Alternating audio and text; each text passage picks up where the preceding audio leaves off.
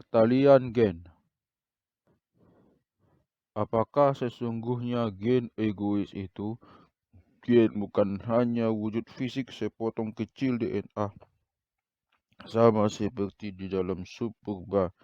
Gen adalah semua replika bagian kecil tertentu DNA yang tersebar di seluruh dunia. Jika kita membebaskan diri kita sendiri untuk bicara tentang gen, seolah-olah dia memiliki tujuan sadar. Jika kita selalu meyakinkan diri kita bahwa kita dapat menerjemahkan bahasa kita yang tak sempurna ini ke dalam istilah-istilah yang dapat dipercaya kalau mau, maka kita dapat mengajukan pertanyaan berikut. Apakah yang hendak diperbuat oleh gen egois? Dia berusaha menjadi lebih banyak di dalam lumbung gen. Pada dasarnya, gen egois melakukan itu dengan membantu memprogram tubuh-tubuh yang dia tempati untuk bertahan hidup dan bereproduksi. Namun sekarang kita menekankan dia merupakan agen-agen yang terdistribusi ada di banyak individu yang berbeda pada waktu yang sama. Pokok pemikiran kunci bab ini adalah bahwa gen bisa membantu replika dirinya yang ada di tubuh lain.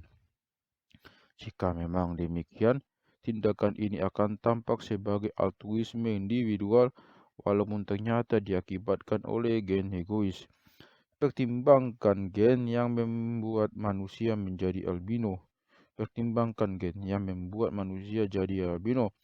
Sebetulnya ada beberapa gen yang dapat menimbulkan albinisme, tapi saya hanya bicara tentang salah satunya. Gen ini resesif. Artinya dia harus hadir dalam dosis ganda agar seseorang menjadi albino. Ini berlaku bagi 1:20.000 di antara kita. Tapi gen albino hadir dalam dosis tunggal dalam sekitar 1:70 di antara kita, dan orang-orang yang memilikinya bukan albino. Karena didistribusikan di banyak individu, suatu gen seperti gen albino secara teori dapat membantu kelangsungan hidupnya sendiri di dalam lumbung gen dengan memprogramkan tubuhnya untuk berperilaku altruistis terhadap tubuh albino lainnya karena mereka mengandung gen yang sama. Gen albino seharusnya tak keberatan jika beberapa tubuh yang dihuni mati, asalkan dengan kematian mereka, gen itu membantu tubuh-tubuh lain yang mengandung gen yang sama untuk bertahan hidup. Jika gen albino dapat membuat salah satu tubuhnya menyelamatkan nyawa 10 tubuh albino lainnya, maka kehadiran si martir dibalas dengan meningkatnya jumlah gen albino di lumbung gen. Haruskah kita kemudian berharap para albino berbuat baik terhadap sesama albino? Sebenarnya, jawabannya mungkin tidak. Untuk melihat mengapa tidak, untuk sementara kita harus meninggalkan kiasan kita tentang gen sebagai agen sadar, karena dalam konteks ini kiasan itu akan menyesatkan. Kita harus menerjemahkannya kembali ke dalam istilah-istilah yang dapat dipercaya.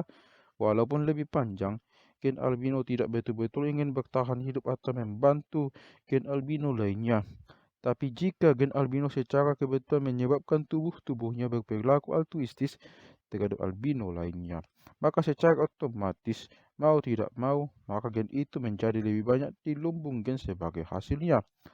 Namun agar hal itu terjadi, gen harus punya dua efek yang terpisah terhadap tubuh. Dia bukan hanya harus memberikan efek kulit yang sangat pucat seperti biasa, melainkan juga harus memberikan kecenderungan untuk menjadi altruistis secara selektif terhadap individu dengan kulit yang sangat pucat. Gen yang berefek ganda seperti itu, jika ada, akan sangat sukses dalam populasi. Sebagaimana yang saya tekankan dalam bab 3, memang benar bahwa gen bisa memiliki efek ganda Secara teoritis, mungkin bisa muncul gen yang memberi label yang terlihat dari luar seperti kulit pucat atau jangkut hijau atau apapun yang mencolok, dan juga kecenderungan untuk menjadi lebih baik khususnya terhadap segala label yang terlihat itu. Mungkin memang, tapi tidak semudah itu. Jangkut hijau sama mungkinnya untuk dihubungkan dengan kecenderungan mengembangkan kuku kaki yang tumbuh ke dalam atau ciri lain apapun, dan kesukaan terhadap jangkut hijau sama mungkinnya untuk muncul bersama dengan ketidakmampuan untuk mengendus wangi kembang. Kemungkinannya kecil, satu gen yang sama dapat akan menghasilkan label yang tepat sekaligus altruisme yang tepat. Namun demikian, apa yang dapat disebut efek altruisme jangkut hijau itu secara teoritis mungkin ada. Label mana suka seperti jangkut hijau adalah salah satu cara agar gen bisa mengenali salinan dirinya dalam individu berbeda. Apakah ada cara lain? Satu cara langsung adalah sebagai berikut. Pemilik satu gen altruistis hanya bisa dikenali semata-mata oleh fakta bahwa dia melakukan tindakan altruistis. Satu gen di lumbung gen dapat berhasil jika dia mengatakan sesuatu yang sepadan dengan tubuh.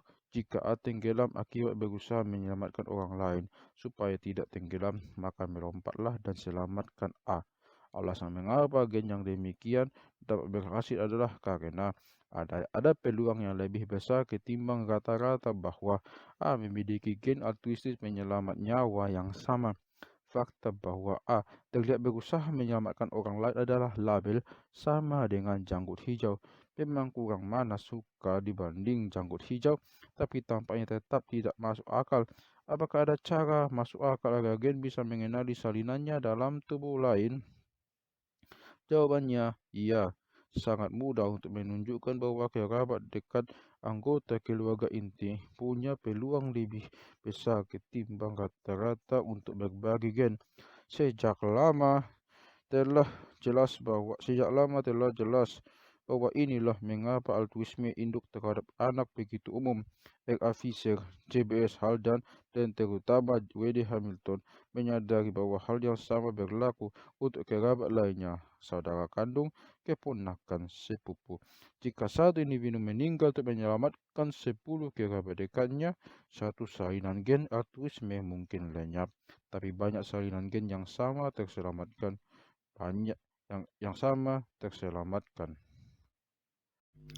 Banyak agak kurang jelas.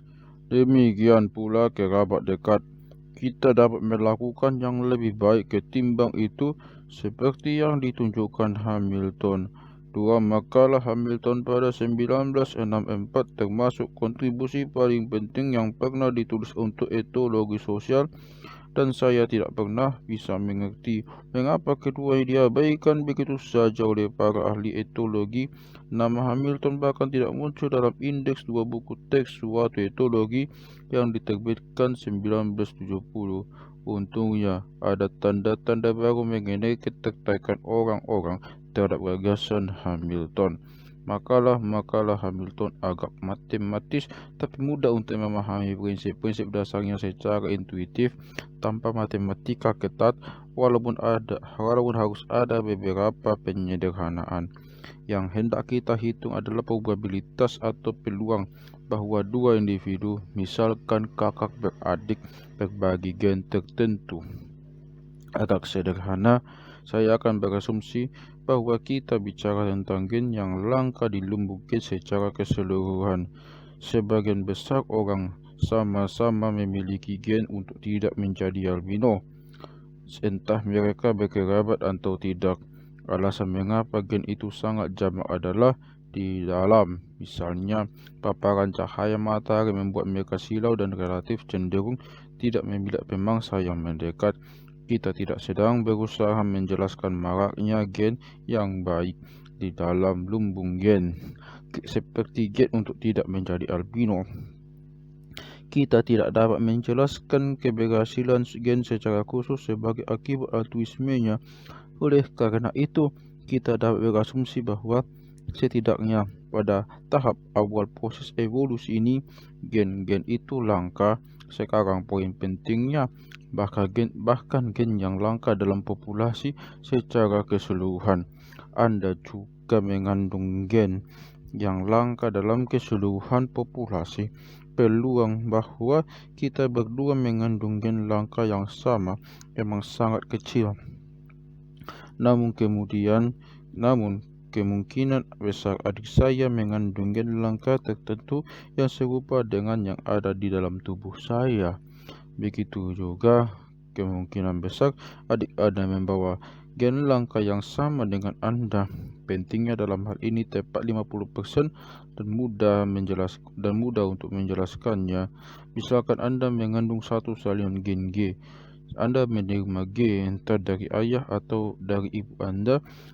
Untuk kenyamanan, kita dapat mengabaikan berbagai kemungkinan langka bahwa G adalah mutasi baru, bahwa kedua orang tua Anda memilikinya, atau bahkan kedua orang tua Anda memiliki dua salinan G tersebut.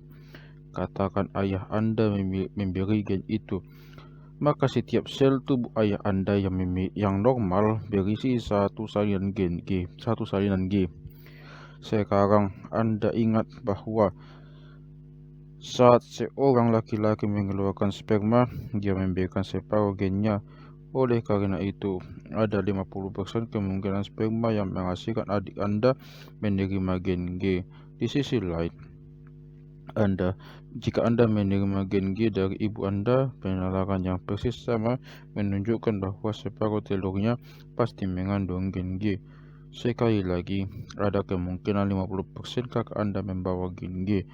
Ini berarti jika Anda punya 100 saudara kandung, sekitar 50 di antara mereka akan memiliki gen langka tertentu yang Anda bawa.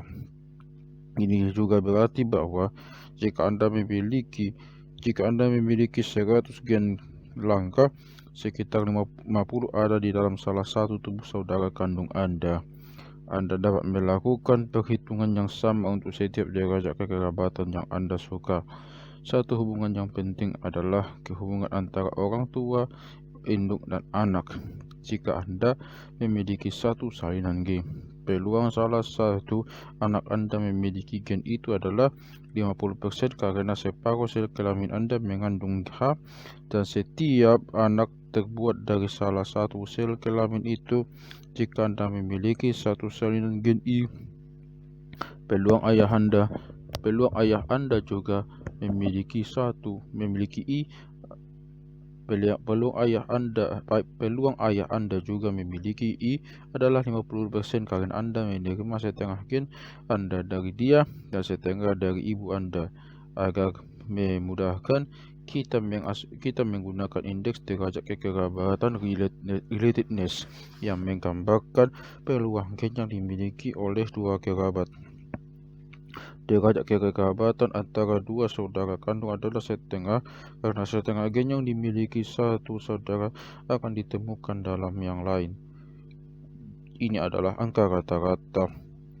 Lewat undian meiosis, mungkin saja sepasang saudara kandung berbagi gen dalam jumlah yang lebih banyak atau lebih sedikit daripada itu. Sementara derajat kekerabatan antara orang tua dan anak selalu persis setengah. Rasanya agak membosankan harus berhitung-hitung. Jadi ini dia aturan umum yang mudah untuk memperkirakan derajat kekerabatan antara dua individu A dan B. Anda bisa memanfaatkannya untuk menuliskan surat wasiat Anda untuk menafsirkan kemiripan yang terlihat dalam keluarga Anda sendiri. Ini berlaku di semua kasus yang sederhana, tapi tidak berlaku bila mana terjadi perkawinan inses di serangga tertentu seperti yang akan kita lihat. Pertama, identifikasi leluhur bersama A dan B. Misalnya, leluhur bersama sepasang sepupu derajat pertama adalah kakek dan nenek mereka. Begitu Anda menemukan leluhur yang sama, tentunya secara logis benar bahwa semua leluhurnya pun adalah leluhur A dan B. Namun kita abaikan semuanya kecuali leluhur bersama yang paling terakhir. Dalam pengertian itu, sepupu derajat pertama hanya memiliki dua leluhur yang sama. Jika B adalah keturunan langsung A, misalnya cicitnya, maka A sendirilah leluhur bersama yang kita cari. Setelah menemukan leluhur bersama A dan B, hitung jarak generasinya sebagai berikut. Mulai dari A, telusuri naik silsilah keluarga Anda sampai menemukan leluhur bersama, lalu turun lagi ke B. Jumlah langkah ketika menaiki, kemudian menuruni silsilah kembali, itulah yang disebut jarak generasi. Misalkan jika A adalah paman B, jarak generasinya adalah 3. Leluhur bersamanya adalah katakanlah ayah A dan kakek B. Mulai dari A, Anda harus memanjat satu generasi untuk mencapai leluhur bersama. Kemudian untuk turun ke B, Anda harus turun 2 generasi di sisi lain. Oleh karena itu, jarak generasi adalah 1 tambah 2 sama dengan 3. Setelah menemukan jarak generasi antara A dan B lewat leluhur bersama, hitunglah bagian kekerabatan mereka yang menjadi tanggung jawab si leluhur. Untuk mencapai itu, kalikan setengah dengan setengah untuk setiap langkah jarak generasi. Jika jarak generasi adalah 3, berarti hitunglah setengah kali setengah atau setengah pangkat 3. Jika jarak generasi melalui moyang tertentu sama dengan G langkah, porsi derajat kekerabatan yang disebabkan leluhur itu adalah setengah pangkat G. Tapi itu hanya satu bagian kekerabatan antara A dan B. Jika mereka memiliki lebih daripada satu leluhur bersama, kita harus menambahkan angka yang sama untuk setiap leluhur. Biasanya jarak generasi untuk semua leluhur bersama sepanjang individu itu sama. Oleh karena itu, setelah memperhitungkan derajat kekerabatan antara A dan B yang disebabkan oleh satu leluhur, yang harus Anda lakukan pada praktiknya adalah mengalihkan dengan jumlah leluhur. Sepasang sepupu derajat pertama misalnya memiliki 2 leluhur bersama, dan jarak generasi lewat masing-masing leluhur adalah 4. Oleh karena itu, derajat kekerabatan mereka adalah 2 kali setengah kuadrat 2 kali setengah pangkat 4 sama dengan 1/8. Jika A adalah cicit B, maka jarak generasinya adalah 3 dan jumlah leluhur bersamanya adalah 1 si B sendiri. Sehingga derajat kekerabatannya adalah setengah kali setengah pangkat 3 sama dengan 1/8. Secara genetis, sepupu derajat pertama Anda setara dengan seorang cicit. Anda sama mungkinnya menyerupai paman Anda. Kekerabatan sama dengan 2 kali setengah pangkat 3 sama dengan 1/4. Seperti Anda menyerupai kakek Anda. Kekerabatan sama dengan 1 kali setengah kuadrat sama dengan 1/4. Untuk hubungan kekerabatan yang jauh seperti sepupu derajat ketiga, 2 kali setengah pangkat 8 sama dengan 1/128. Kita mendekati probabilitas dasar bahwa gen tertentu yang dimiliki oleh A akan dimiliki juga secara acak oleh sembarang individu dalam populasi. Sepupu derajat ketiga hampir sepadan dengan sembarang orang sejauh berkenaan dengan gen altruistis. Sepupu derajat kedua, kekerabatan sama dengan 1/32, hanya sedikit lebih istimewa. Sepupu pertama agak istimewa, 1/8. Saudara kandung, orang tua dan anak-anak sangat istimewa setengah, sedangkan kembar identik derajat kekerabatan sama dengan 1, sama istimewanya dengan diri sendiri. Paman, bibi, keponakan, kakek, nenek, cucu, dan saudara tiri ada di posisi menengah dengan derajat kekerabatan 1/4. Sekarang kita berada dalam posisi untuk bicara tentang gen altruisme kekerabatan. Gen altruisme secara jauh lebih presisi. Gen untuk mengorbankan diri demi menyelamatkan 5 sepupu tidak akan menjadi lebih banyak dalam populasi, tapi gen yang menyelamatkan 5 saudara kandung atau 10 sepupu derajat pertama bisa saja. Persyaratan minimum supaya gen altruistis yang cenderung bunuh diri dianggap berhasil adalah dia harus menyelamatkan lebih daripada 2 saudara kandung, anak atau anak atau orang tua, atau lebih daripada 4 saudara tiri atau paman, bibi, keponakan, kakek, nenek, cucu, atau lebih daripada 8 sepupu derajat pertama, dan seterusnya. Dengan demikian, rata-rata cenderung terus hidup di dalam tubuh individu-individu yang diselamatkan oleh si altruis sehingga membalas setimpal kematian si altruis itu sendiri. Jika seorang individu dapat yakin bahwa seseorang tertentu adalah kembaran identiknya, maka dia sebaiknya peduli kesejahteraan kembarannya sebagaimana dia peduli terhadap kesejahteraan dirinya sendiri. Gen untuk altruisme kembar pasti dibawa oleh kedua individu kembar itu sehingga jika yang satu meninggal secara heroik untuk menyelamatkan yang lain, gen itu akan terus hidup. Armadillo garis 9 lahir sebagai kembar 4 identik. Sejauh yang saya tahu, tidak ada laporan tentang pengorbanan diri yang dilakukan anak armadillo muda, tapi telah ditunjukkan bahwa altruisme yang kuat jelas dapat diharapkan, dan itu mungkin layak untuk diamati oleh orang yang pergi ke Amerika Selatan. Kita sekarang dapat melihat bahwa pengasuhan orang tua atau induk hanyalah kasus altruisme kekerabatan yang istimewa. Secara genetis, individu dewasa seharusnya mencurahkan pengasuhan dan perhatian yang sama terhadap adik kandungnya yang yatim piatu, seperti halnya terhadap anak-anaknya sendiri. Derajat kekerabatan dengan adik kandung dan dengan anak kandung persis sama. Sehubungan dengan seleksi gen untuk perilaku altruistis, kakak kandung mestinya punya peluang yang sama bagusnya untuk menyebar dalam populasi seperti gen perilaku altruistis orang tua atau induk. Dalam praktiknya, penyederhanaan yang berlebihan karena berbagai alasan yang akan kita bahas nanti. Dan pengasuhan kakak di alam tidaklah selazim pengasuhan orang tua atau induk. Namun, inti pemikiran yang ingin saya sampaikan di sini adalah bahwa secara genetis tidak ada yang istimewa tentang hubungan orang tua anak kalau dibandingkan dengan hubungan kakak adik kandung. Fakta bahwa orang tua lah yang menurunkan gen kepada anak-anak sementara kakak tidak menurunkan gen kepada adiknya tidaklah relevan karena kakak beradik ini menerima replika identik gen yang sama dari orang tua yang sama.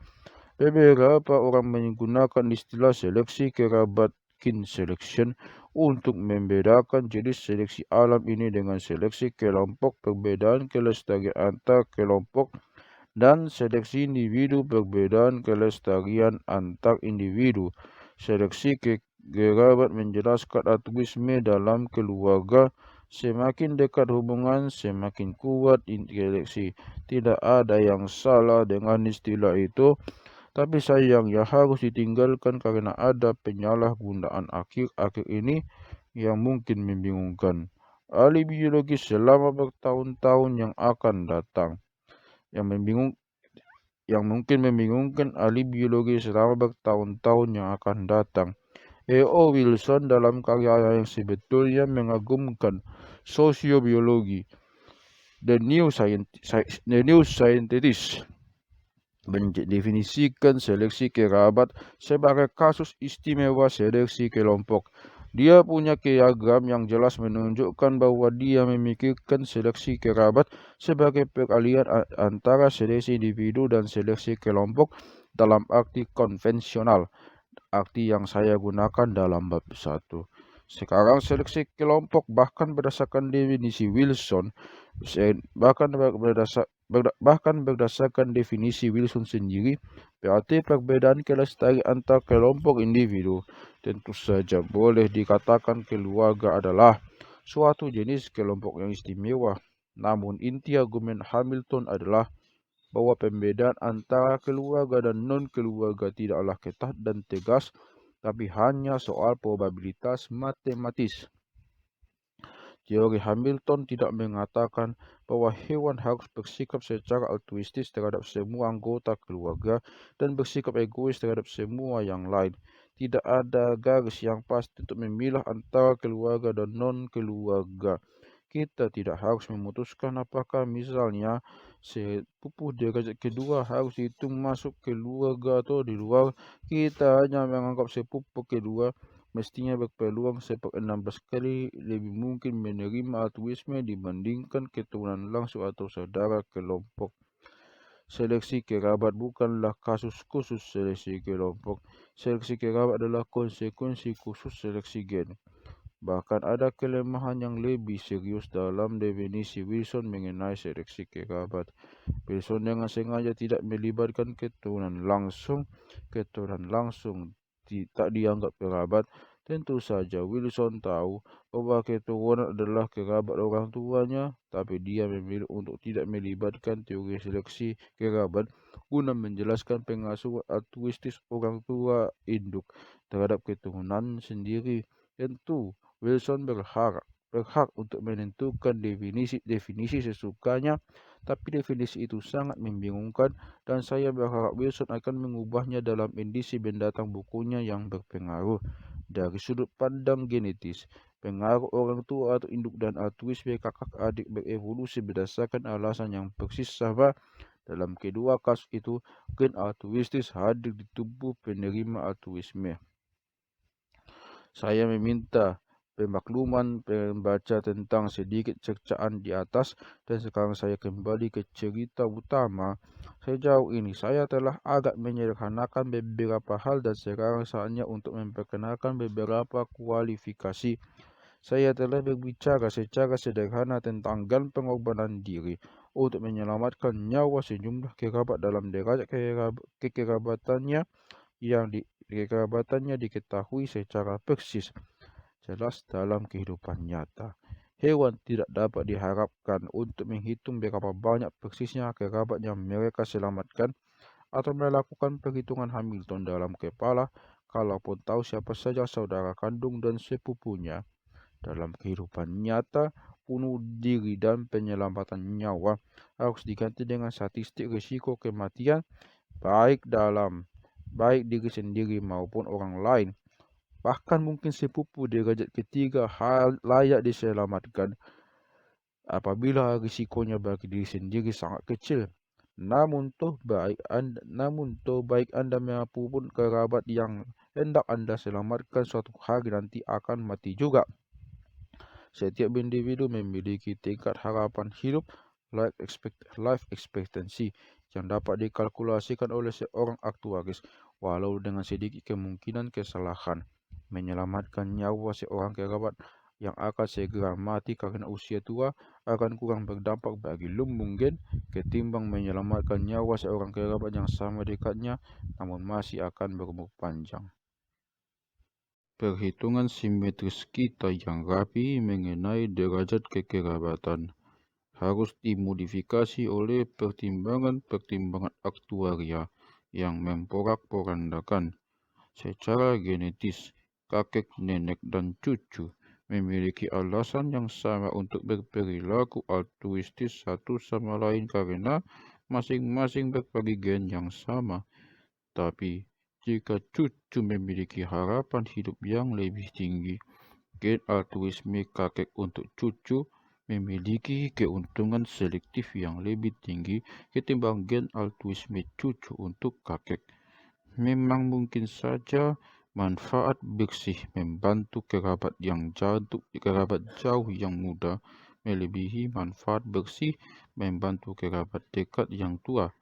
Tentu, harapan hidup kakek nenek tak selalu lebih rendah ketimbang cucu. Dalam spesies dengan tingkat kematian bayi yang tinggi, yang sebaliknya justru berlaku. Melanjutkan analogi aktuaria, individu dapat dianggap sebagai penjamin asuransi jiwa. Satu individu dapat diharapkan berinvestasi atau mempertaruhkan sebagian asetnya dalam hidup individu lain. Dia memperhitungkan kekerabatannya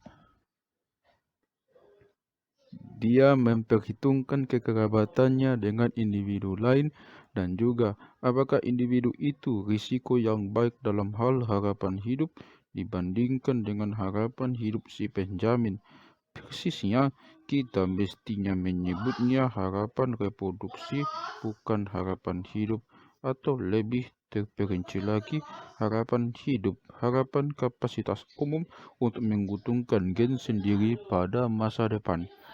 Kemungkinan agar perilaku altruistis berkembang, resiko bersih altruis harus lebih kecil daripada keuntungan bersih penerima dikalikan dengan derajat kekerabatan. Resiko dan manfaat harus dihitung dengan cara-cara aktuari yang rumit yang telah saya uraikan. Namun betapa rumitnya perhitungan yang harus dilakukan oleh mesin kelestarian yang sederhana, terutama ketika buru-buru. Bahkan ahli biologi matematis terkenal J.B.S. Haldane dalam makalah tahun 1955 di mana dia mengantisipasi Hamilton dengan mengajukan penyebaran gen untuk menyelamatkan kerabat dekat dari tenggelam, berkata, dalam 2 kesempatan ketika saya menyelamatkan seseorang yang mungkin akan tenggelam dengan risiko yang sangat kecil bagi diri saya sendiri, saya tidak punya waktu untuk membuat perhitungan seperti itu. Untungnya, sebagaimana yang juga diketahui Haldane, kita tidak perlu menganggap bahwa mesin kelestarian melakukan kalkulasi demikian secara sadar di kepalanya, sama seperti kita dalam menggunakan penggaris hitung slide rule tanpa menyadari bahwa sesungguhnya kita sedang menggunakan algoritma. Begitu juga hewan dapat diprogram sebelumnya sedemikian rupa sehingga berperilaku seolah-olah telah melakukan perhitungan yang rumit. Itu tak terlalu sulit dibayangkan ketika seseorang melempar bola tinggi-tinggi di udara dan menangkapnya lagi. Dia berperilaku seolah-olah telah memecahkan satu set persamaan diferensial dalam memprediksi lintasan bola. Padahal belum tentu dia tahu atau peduli apa itu persamaan diferensial, tapi toh itu tak mempengaruhi keahliannya melempar bola. Di satu tingkat bawah sadar, sesuatu yang secara fungsional setara dengan perhitungan matematika sedang berlangsung. Demikian pula ketika seseorang mengambil keputusan yang sulit setelah menimbang semua pro dan kontra serta semua konsekuensi keputusan yang bisa dia bayangkan, dia sedang melakukan fungsi yang setara dengan kalkulasi bobot total weighted sum yang besar, seperti yang biasa dilakukan komputer. Jika kita harus memprogram komputer untuk simulasi model mesin kelestarian yang membuat keputusan apakah berperilaku altruistis atau tidak, maka mungkin kita harus melakukannya kira-kira seperti berikut.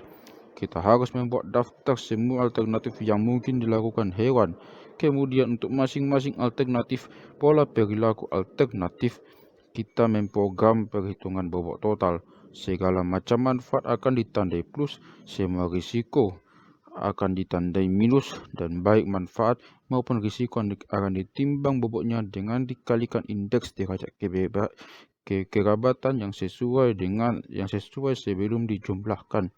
Untuk lebih mudahnya, kita dapat memulai dengan mengabaikan bobot lain seperti usia dan kesehatan, karena derajat kekerabatan individu dengan dirinya sendiri adalah 1, artinya dia memiliki 100% gennya sendiri.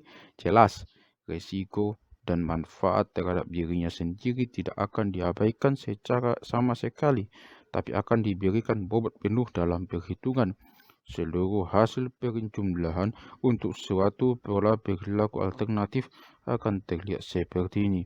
Manfaat bersih pola perilaku sama dengan manfaat bagi pribadi minus risiko bagi pribadi plus manfaat bagi saudara kandung minus risiko bagi saudara kandung plus manfaat bagi saudara kandung lainnya minus risiko bagi saudara kandung lain plus manfaat bagi sepupu pertama minus risiko bagi sepupu pertama plus manfaat bagi anak minus risiko bagi anak plus dan seterusnya. Hasil penjumlahan di atas adalah angka yang disebut nilai manfaat bersih pola perilaku yang dimaksud. Selanjutnya, hewan model itu menghitung jumlah yang setara untuk tiap alternatif pola perilaku dalam perbendaharaan perilakunya. Akibatnya, dia memilih pola perilaku yang mendapat nilai manfaat bersih paling besar. Bahkan jika semua skor yang keluar hasilnya negatif, dia mestinya masih akan memiliki perilaku dengan nilai tertinggi yang terbaik di antara yang terburuk.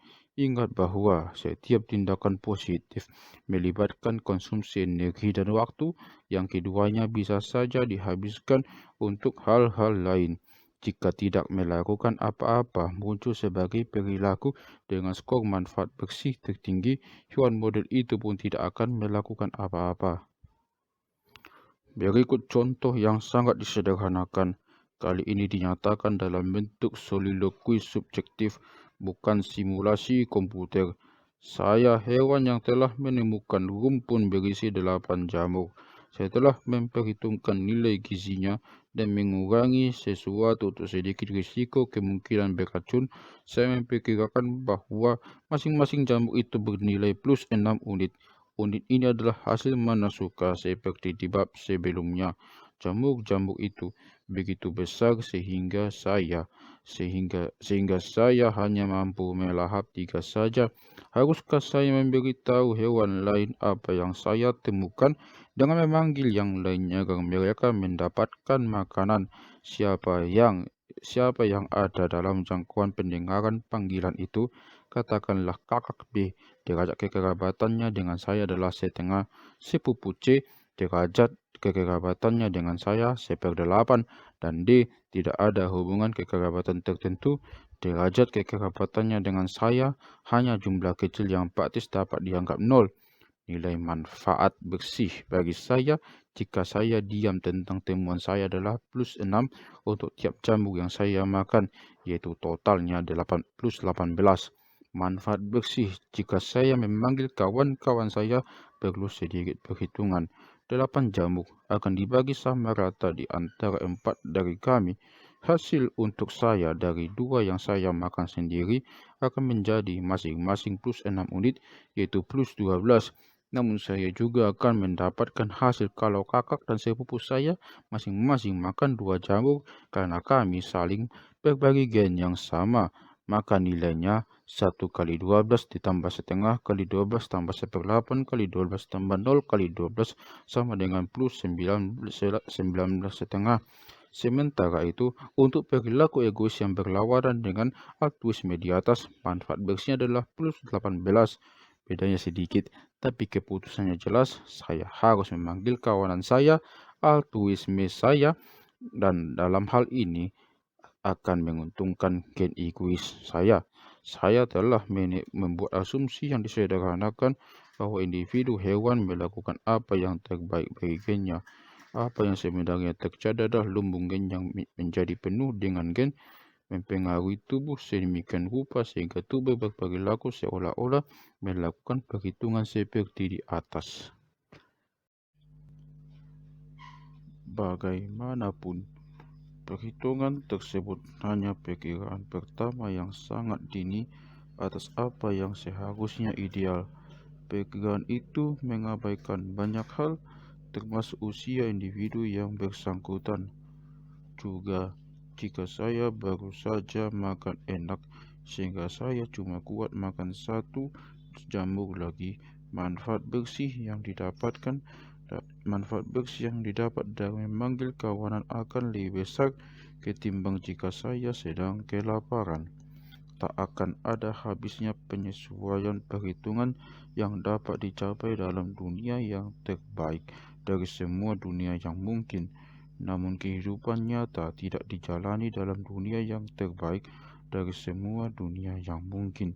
Kita tidak bisa mengharapkan hewan sungguhan untuk memperhitungkan setiap rincian terbaru demi menghasilkan keputusan optimal.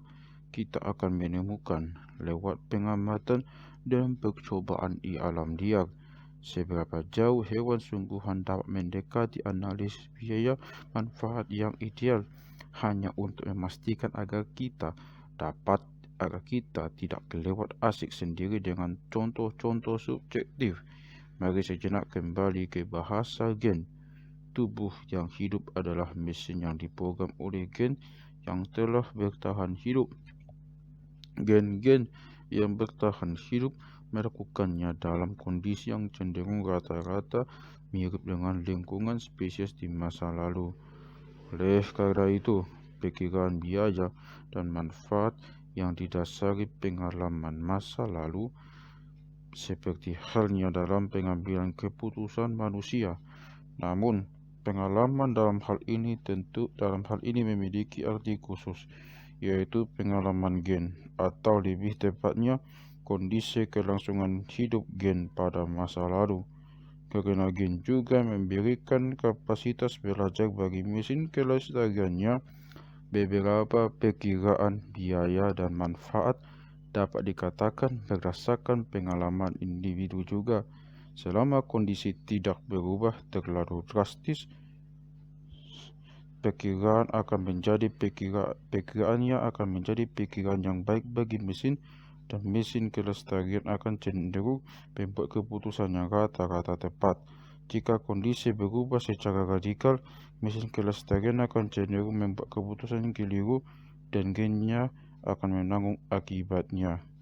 Pikiran kekerabatan bisa salah dan tak pasti.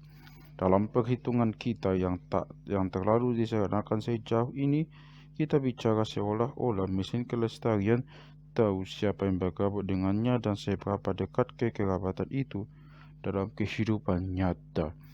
Pengetahuan seperti itu sesekali memang mungkin ada, tapi yang lebih sering terjadi, derajat kekerabatan hanya dapat dipikirkan sebagai jumlah kata-kata. Contohnya, A dan B bisa saja saudara kandung, bisa juga saudara tiri. Derajat kekerabatan mereka adalah 1/4 atau setengah. Tapi karena kita tidak tahu apakah mereka saudara kandung atau saudara tiri, angka efektif yang dapat dipakai adalah rata-rata, yaitu 3/8. Apabila dipastikan bahwa mereka memiliki ibu yang sama, tapi peluang mereka memiliki ayah yang sama adalah 1/10, maka kepastian bahwa mereka adalah saudara tiri sebesar 90%, dan kepastian bahwa mereka adalah saudara kandung sebesar 10%. Derajat kekerabatan efektif mereka adalah 1/10 kali setengah tambah 9/10 kali 1/4 sama dengan 0,275. Tapi ketika kita yakin bahwa kepastian itu sebesar 90%, sesungguhnya itu kepastian siapa? Apakah yang kita maksud naturalis manusia setelah pengamatan lapangan yang panjang 90% yakin, atau yang kita maksud hewan 90% yakin? Dengan sedikit keberuntungan, keduanya bisa jadi hal yang hampir sama. Untuk melihatnya, kita harus berpikir bagaimana hewan sesungguhnya bisa memperkirakan siapa kerabat dekat mereka. Kita tahu siapa kerabat kita karena diberitahu, karena kita memberi mereka nama, karena kita menikah secara formal, dan karena itu menulis catatan dan kenangan indah. Banyak ahli antropologi sosial disibukkan dengan kekerabatan dalam masyarakat yang mereka pelajari. Mereka tidak mengamati kekerabatan genetis yang real, tapi gagasan kekerabatan secara budaya dan subjektif. Adat manusia dan ritual suku sama-sama mengutamakan kekerabatan. Pemujaan leluhur adalah praktik yang lazim. Kewajiban dan loyalitas kepada keluarga mendominasi sebagian besar kehidupan. Pertikaian antar keluarga dan perang antar suku dengan mudah dapat ditafsirkan berdasarkan teori genetika Hamilton. Tabu inses membuktikan kesadaran kekerabatan manusia yang besar, walaupun manfaat genetis tabu itu tidak ada hubungannya dengan altruisme. Itu diduga berkaitan dengan efek gen resesif yang merugikan yang muncul bersama dengan perkawinan saudara. Karena suatu alasan, para ahli antropologi tidak suka penjelasan itu. Bagaimana cara hewan liar tahu siapa kerabat mereka? Atau dengan kata lain, aturan perilaku seperti apa yang dapat mereka ikuti yang secara tidak langsung membuat mereka bisa tahu tentang kekerabatan? Aturan untuk bersikap baiklah kepada kerabat Anda, tidak menjawab pertanyaan tentang bagaimana hubungan kekerabatan bisa dikenali. Hewan harus diberi aturan sederhana untuk bertindak oleh gennya. Aturan yang tidak mesti melibatkan kognisi yang tahu segalanya tentang tujuan akhir suatu tindakan. Tapi aturan itu harus bisa bekerja, setidaknya dalam kondisi rata-rata. Manusia akrab dengan aturan-aturan dan begitu kuatnya aturan-aturan itu sehingga jika kita berpikir sempit, kita mematuhi aturan itu sendiri. Bahkan saat kita dapat melihat dengan baik bahwa semua itu tidak mesti ada gunanya bagi kita ataupun yang lain. Misalnya, sebagian orang Yahudi dan Muslim yang ortodoks lebih suka kelaparan daripada melanggar aturan memakan daging babi. Atau apakah aturan praktis sederhana yang dapat dipatuhi oleh hewan yang kiri yang dalam kondisi normal secara tidak langsung akan memberikan efek menguntungkan bagi kerabat dekat? Jika hewan memiliki kecenderungan untuk berperilaku altruistis terhadap individu yang secara fisik mirip dengan mereka, maka secara tidak langsung mungkin mereka melakukan kebaikan bagi kerabat mereka. Banyak hal akan bergantung kepada rincian spesies yang bersangkutan. Aturan seperti itu bagaimanapun juga akan berujung keputusan yang benar dalam arti statistik. Jika kondisi berubah, misalnya suatu spesies mulai hidup dalam kelompok yang lebih besar, maka aturan itu bisa berujung pada keputusan yang keliru. Dapat dibayangkan bahwa prasangka rasial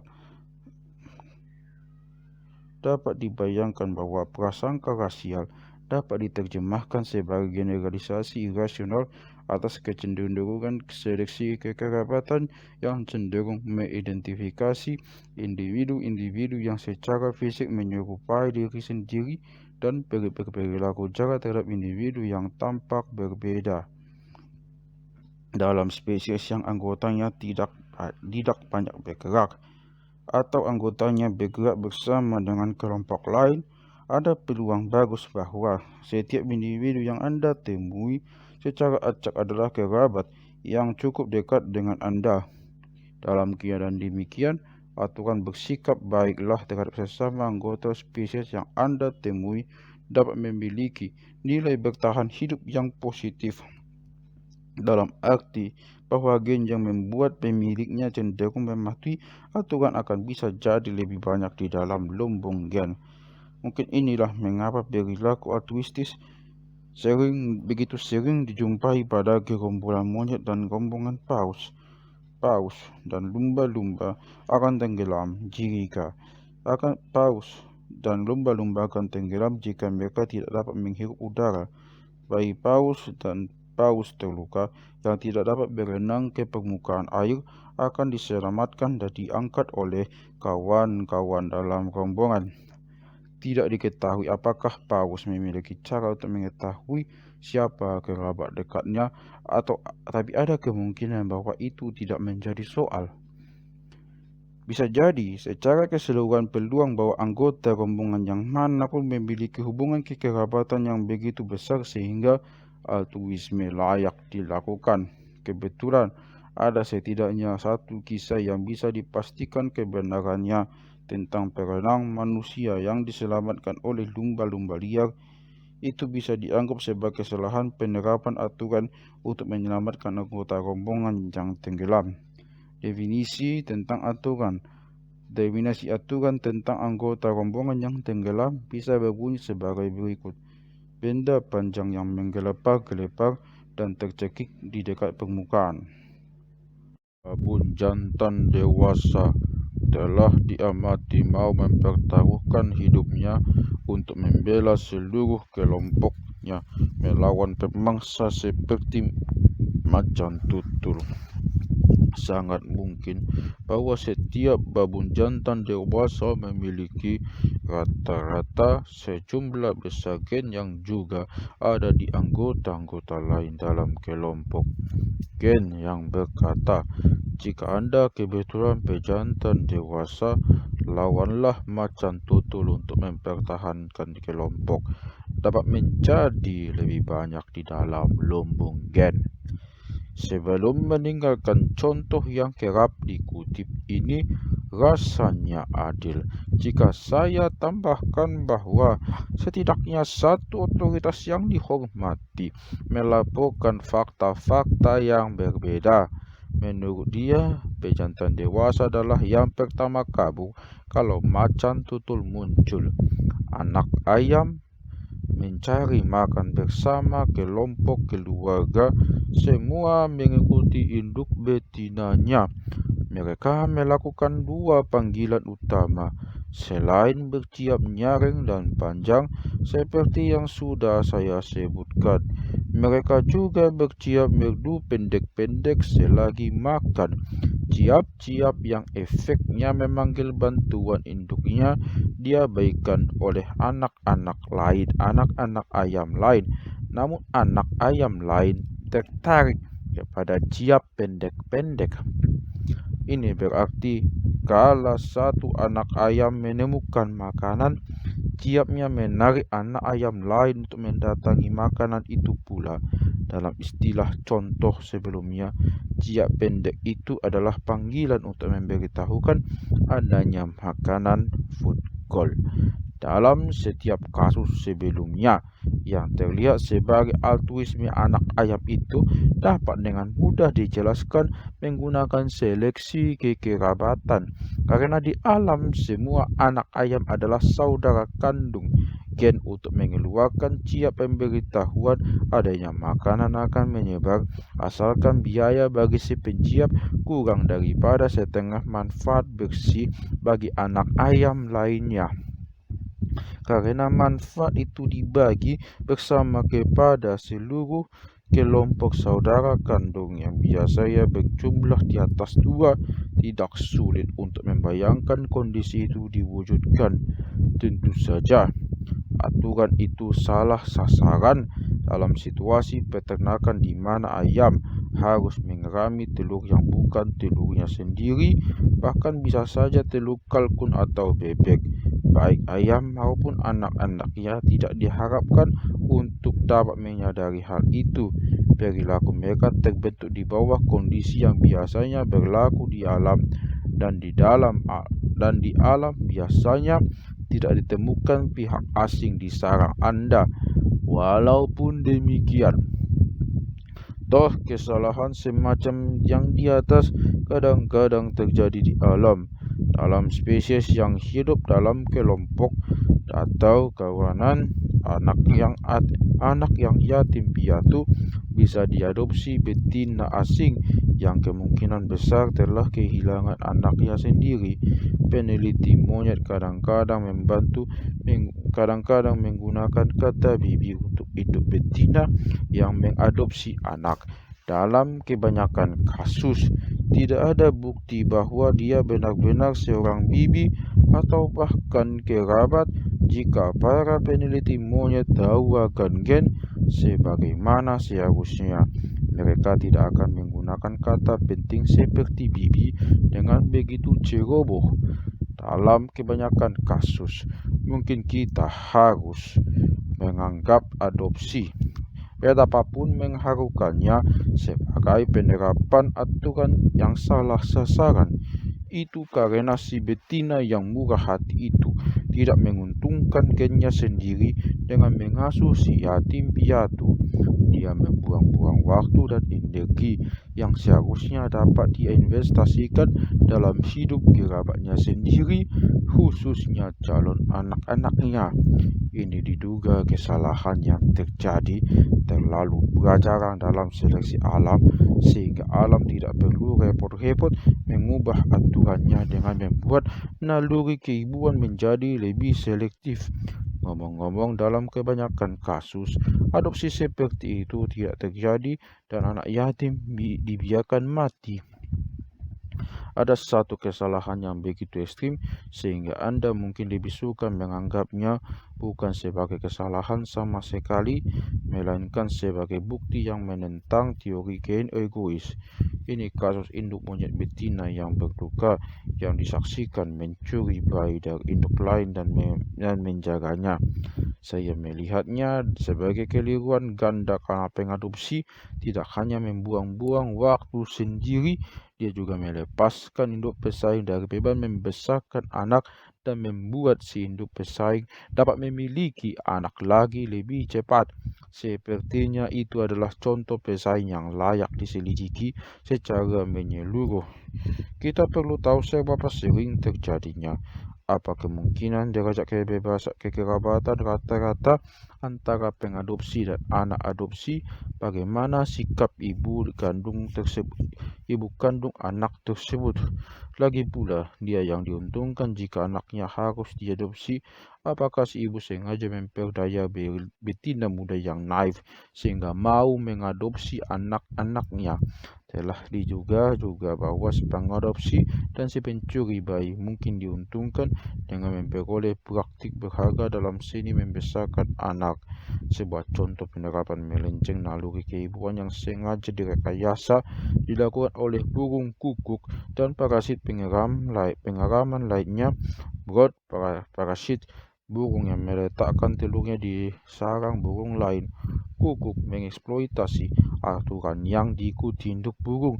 Berbuat baiklah terhadap burung kecil manapun yang ada di sarang yang Anda bangun. Terlepas dari kukuk, biasanya aturan ini efeknya menguntungkan, yaitu membatasi altruisme kepada kerabat terdekat. Faktanya adalah sarang burung begitu terisolasi antara satu sama lain, sehingga apa yang ada di dalam sarang sendiri hampir pasti selalu anak sendiri. Camar hiring dewasa tidak bisa mengenali telur sendiri dan akan dengan senang hati mengerami telur camar lain, juga telur kayu tiruan jika manusia menggantinya untuk percobaan. Di alam, mengenali telur tidaklah penting bagi camar hiring karena telur tidak bisa menggelinding cukup jauh sampai bergabung dengan telur lain di sarang tetangga di beberapa meter jauhnya. Namun, camar biasanya mengenali anak-anaknya, tak seperti telur. Anak-anak burung bias bisa keluyuran dan bisa dengan mudah tiba-tiba sampai di sarang tetangga, kerap dengan akhir yang fatal seperti dijelaskan dalam bab 1. Sementara itu, burung guillemot mengenali telurnya sendiri dengan cara mencermati bola bercak telur dan secara aktif memilah mana telurnya sendiri selagi mengeram. Kemungkinan ini terjadi karena mereka bersarang di bebatuan datar di mana telur berisiko menggelinding dan bercampur baur. Lalu bisa ditanyakan mengapa mereka repot-repot memilah dan hanya mengerami telur sendiri. Tentunya, jika semua memastikan bahwa setiap burung mengerami sembarang telur, tidaklah terlalu penting apakah tiap induk betina mengerami telurnya sendiri atau milik orang lain. Ini adalah argumen pengadut seleksi kelompok. Pertimbangkan apa yang akan terjadi jika muncul kelompok lingkaran pengasuh anak. Rata-rata guillemot menetaskan satu telur sekali eraman. Ini artinya supaya lingkaran pengasuhan anak bersama berhasil, tiap guillemot dewasa harus mengerami rata-rata satu telur. Sekarang, misalkan salah satu dari mereka berbuat curang dan menolak mengerami telur. Bukannya membuang-buang waktu mengerami telur, dia bisa menghabiskan waktunya untuk bertelur lebih banyak. Dalam catatan itu, induk lain yang lebih altruistis akan menjaga anak-anak itu untuknya. Mereka akan terus setia mematuhi aturan. Jika Anda melihat telur, segera menggelinding di dekat sarang Anda, bawa masuk dan segera erami. Jadi, gen untuk menipu sistem akan menyebar dalam populasi dan lingkaran pengasuhan anak akan gagal.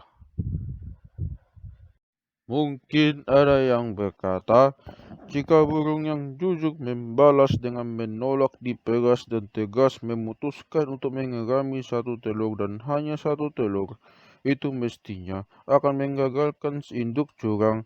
Dia akan melihat teluk-teluknya tergeletak di bebatuan tanpa ada yang mengerami. Seharusnya hal itu akan membuatnya kembali ke aturan. Sayangnya tidak, karena kita mengandaikan bahwa pengeraman tidak memilih-milih antara satu telur dan yang lain. Jika burung yang jujur mempraktikkan skema di atas untuk menolak kecurangan, telur-telur yang akhirnya diabaikan bisa saja telurnya sendiri atau telur si curang, keduanya sama mungkinnya. Si curang tetap mendapatkan keuntungan karena dia bertelur lebih banyak dan memiliki lebih banyak anak yang bertahan hidup. Satu-satunya cara bagi Guillemot yang jujur untuk mengalahkan yang curang adalah dengan lebih aktif mengenali dan mengerami telurnya sendiri. Artinya, berhenti bersikap altruistis dan mengurusi kepentingan pribadi. Meminjam bahasa Maynard Smith, strategi adopsi altruistis bukan merupakan strategi evolusi yang stabil. Tidak stabil dalam arti bahwa tindakan itu dapat dikalahkan. Strategi egois bersaing dengan cara bertelur lebih banyak ketimbang jatah biasanya dan menolak mengerami telur sendiri. Pada gilirannya, strategi egois itu juga tidak stabil karena strategi altruistis yang dimanfaatkannya tidak stabil sehingga akan lenyap. Satu-satunya strategi evolusi yang stabil bagi Guillemot adalah mengenali telurnya sendiri dan mengerami telur sendiri secara eksklusif. Inilah yang terjadi. Spesies-spesies burung penyanyi yang menjadi korban parasit burung kukuk telah melawan balik.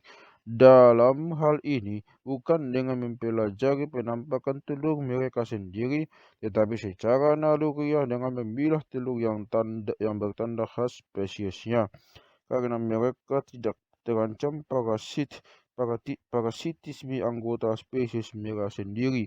Tindakan itu efektif, namun kukuk pada gilirannya membalas dengan membuat telurnya semakin mirip telur burung penyanyi dalam hal warna, ukuran, dan tanda.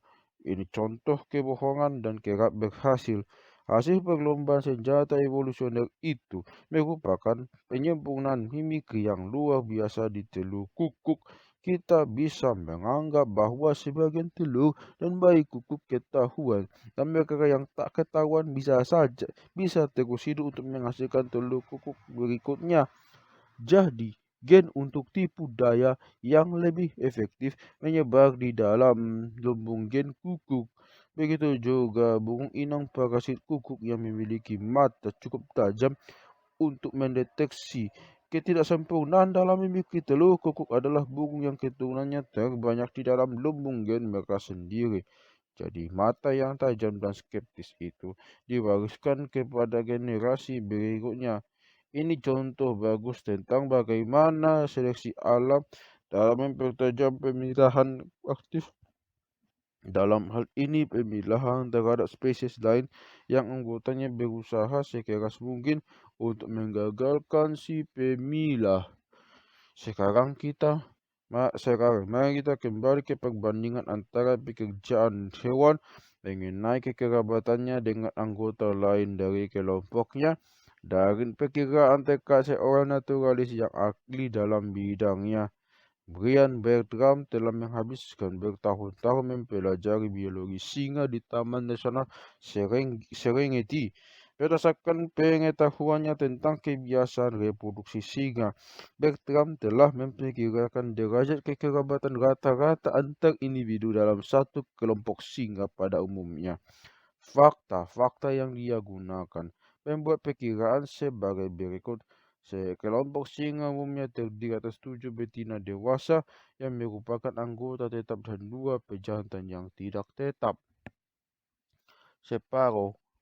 Sekitar separuh betina dewasa melahirkan masing-masing satu angkatan pada waktu yang sama dan mengasuh bersama-sama sehingga sulit untuk membedakan bayi-bayi itu milik siapa. Satu angkatan umumnya terdiri atas 3 anak singa. Para ayah mendapat jatah mengasuh anak secara bersama-sama pula. Betina muda menetap di dalam kelompok dan menggantikan betina tua yang mati atau pergi. Pejantan muda dikeluarkan dari kelompok ketika menginjak remaja. Bila pejantan muda menjadi dewasa, dia berkeliling dari satu kawanan ke kawanan lain bersama satu atau sekelompok kecil singa jantan lain dan tidak akan kembali ke keluarga asalnya. Dengan menggunakan asumsi ini dan yang lain, Anda dapat melihat bahwa kita bisa menghitung angka rata-rata derajat kekerabatan dua individu singa dalam kelompok. Bertram mendapat angka 0,22 untuk sepasang singa jantan yang dipilih secara acak dan 0,15 untuk sepasang betina. Akhirnya, para pejantan dalam satu kelompok rata-rata sedikit kurang dekat ketimbang saudara tiri, sedangkan para betina sedikit lebih dekat ketimbang sepupu derajat pertama. Tentu, setiap pasangan individu bisa jadi saudara kandung sepenuhnya, tapi Bertram tidak memiliki cara untuk mengetahui hal ini dan berani bertaruh bahwa si singa juga tidak tahu. Di sisi lain, angka rata-rata yang diperkirakan Bertrand tersedia bagi singa-singa itu dalam arti tertentu. Jika angka-angka itu umum bagi kelompok rata-rata jika angka-angka itu umum bagi rata-rata kelompok singa, maka gen yang membuat singa jantan bersikap terhadap pejantan lain seolah mereka hampir saudara tiri akan memiliki nilai bertahan hidup yang positif. Gen yang bertindak terlalu jauh dan membuat pejantan bersikap ramah terhadap sembarang pejantan lain, seperti kepada saudara kandung, rata-rata akan mendapat sanksi, seperti halnya gen yang tidak cukup ramah bisa memperlakukan pejantan lain seperti sepupu derajat kedua. Jika fakta-fakta kehidupan singa itu seperti yang dikatakan Bertram, dan ini juga penting, telah berlangsung seperti itu selama banyak generasi, maka kita bisa menganggap bahwa seleksi alam telah mendukung derajat altruisme yang sesuai dengan derajat rata-rata kekerabatan dalam suatu kelompok. Inilah maksud saya saat mengatakan bahwa pikiran kekerabatan oleh hewan dan naturalisme yang baik bisa cukup mirip. Jika kita simpulkan bahwa derajat kekerabatan yang sesungguhnya mungkin kurang penting dalam evolusi altruisme ketimbang perkiraan derajat kekerabatan yang bisa didapatkan hewan. Fakta ini mungkin merupakan kunci untuk memahami mengapa pengasuhan induk jauh lebih lazim dan lebih kuat di alam daripada altruisme antar saudara. Juga mengapa hewan bisa menghargai diri sendiri lebih tinggi bahkan ketimbang beberapa saudara kandungnya. Singkatnya, apa yang saya katakan adalah selain indeks derajat kekerabatan, kita harus mempertimbangkan sesuatu seperti indeks kepastian. Meskipun hubungan induk-anak tidak lebih dekat secara genetis daripada hubungan kakak-adik, kepastiannya lebih besar. Wajar saja bila Anda lebih yakin tentang siapa anak-anak Anda daripada siapa saudara Anda, dan Anda bisa lebih yakin lagi tentang siapa diri Anda sendiri. Kita telah membahas burung curang di antara Guillemot, dan kita akan membahas lebih lanjut tentang si curang, penipu, dan pengeksploitasi dalam bab-bab berikutnya. Di dunia di mana individu lain terus-menerus mencari peluang mengeksploitasi altruisme yang diseleksi berdasarkan kekerabatan dan menggunakannya untuk kepentingan sendiri, maka mesin kelestarian harus mempertimbangkan siapa yang dapat dipercaya, yang dapat benar-benar diyakini. Jika B benar-benar adik saya, maka saya harus merawatnya hingga setengah sebanyak saya merawat diri saya sendiri, dan sepenuhnya sebanyak saya merawat anak saya sendiri. Namun bisakah saya yakin bahwa dia adik saya, sebagaimana saya yakin anak saya adalah anak saya sendiri? Bagaimana saya tahu dia adik saya? Jika C adalah kembar identik saya, maka saya harus merawatnya 2 kali lebih banyak ketimbang saya merawat anak saya. Bahkan saya mestinya menghargai nyawanya tak kurang seperti saya menghargai nyawa saya sendiri. Tapi bisakah saya yakin tentang dia? Memang dia terlihat seperti saya, tapi bisa jadi kami hanya berbagi gen untuk bentuk wajah.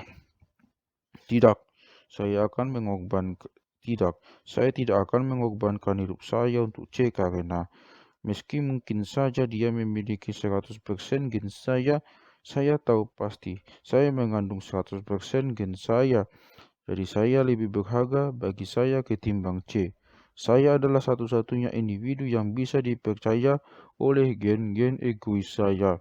Dan meskipun idealnya satu gen untuk keegoisan individual dapat digantikan oleh gen altruistis pesaing untuk menyelamatkan setidaknya satu kembar identik, dua anak atau saudara kandung, atau setidaknya 4 cucu dan lain-lain, gen untuk egoisme individual memiliki keunggulan besar perihal kepastian identitas individual.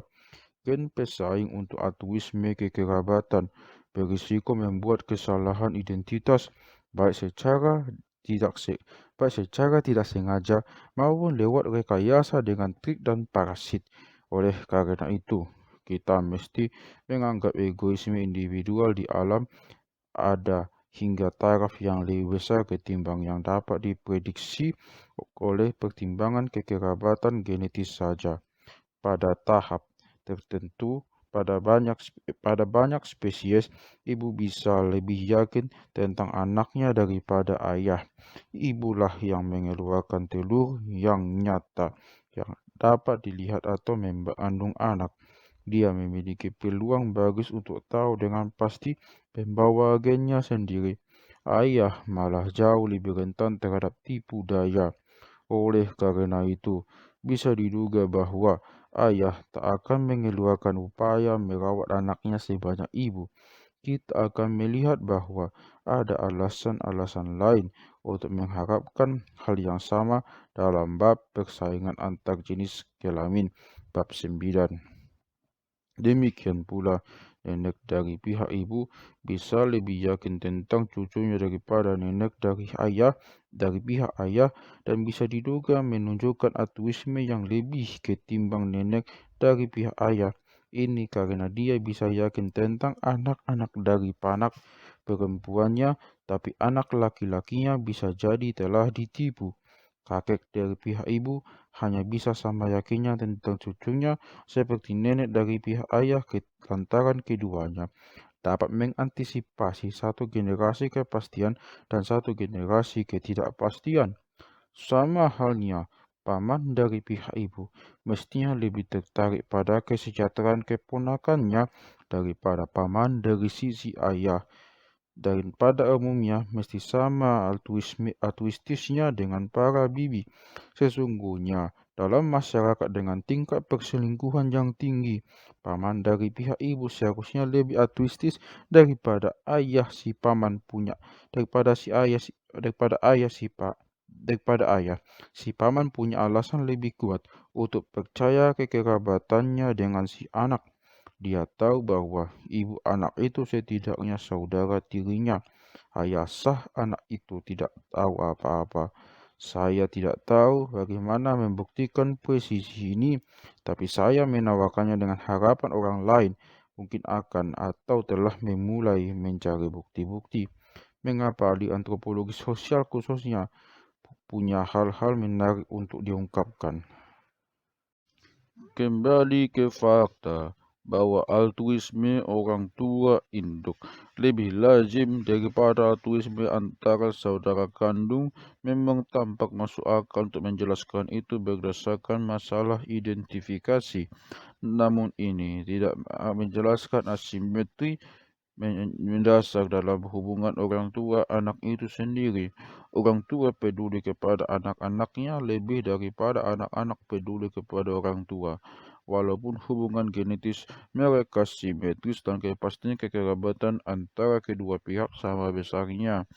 Satu alasannya adalah orang tua berada dalam posisi praktis yang lebih baik dan untuk membantu anak-anaknya karena lebih tua dan lebih kompeten dalam menghadapi persoalan hidup.